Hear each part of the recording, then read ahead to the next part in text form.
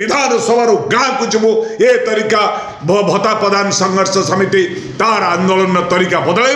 मु आशा कर सरकार ये बजेट अधिवेशन में भत्ता हिताधिकारी भिन्नक्षम भाई भौणी वृद्ध वृद्धा अवहेलित महिला एवं विधवा भौणी मानक भत्ता राह देवाई मुझे दावी कर विद्याधर महांती संघर्ष समितिर सभापति दुख परितापर विषय राज्य सरकार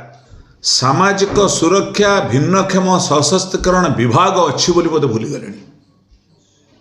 आ भत्ता टी प्रदान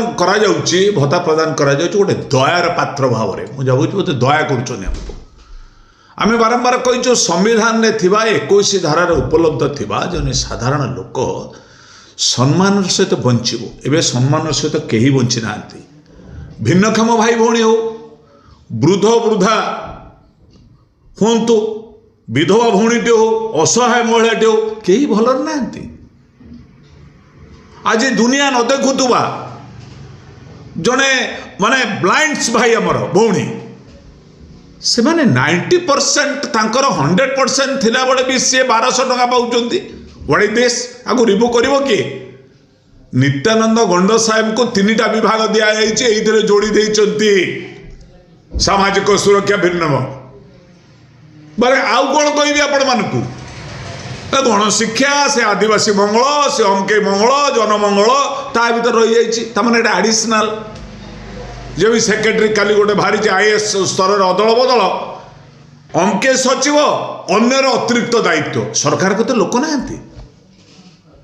सरकार छटई करुँच आज भत्ता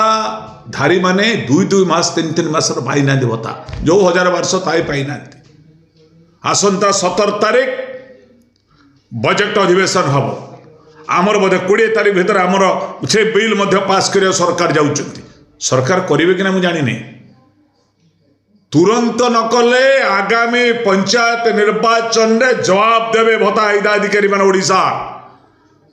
भिन्नक्षम भाई भौणी हो आज माने वृद्ध वृद्धा हूँ विधवा महिलाटी हो असहाय महिलाटी हो आम बाध्य करी प्रत्याहत कर निर्वाचन को निर्वाचन में पंचायत निर्वाचन में सामना करने को पड़ो सरकार को कहीं भत्ता दौना अनेक लंबा लिस्ट अच्छे भत्ता ही दरखास्त ग्रहण कर कौन टंका ना टंका आसिले देवी टंका ना पुणी योजना करुँच जुआड़े जाऊच परिश्रा करने जो छाप छिकुच हेटी गोटे स्कीम हो सरकार देवालिया हो बुलूची गरीब लोक मुहरे पहाड़ देके सरकार बाबा नवा चाहूँगी आ विरुद्ध में प्रतिवाद करने जाऊँ बहुत शीघ्र ये संघर्ष महासंघर्ष परिणत हम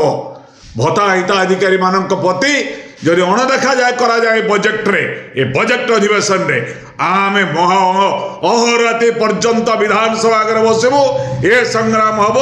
आगे सहर रु गाँ आम गाँ रु सहर आंदोलन करूँ ब्लॉक रु कलेक्टरेट करूँ ब्लॉक रु ऐसे विधानसभा करूँ ये विधानसभा गाँ को जीवु ए तरीका भत्ता प्रदान संघर्ष समिति तार आंदोलन तरीका बदल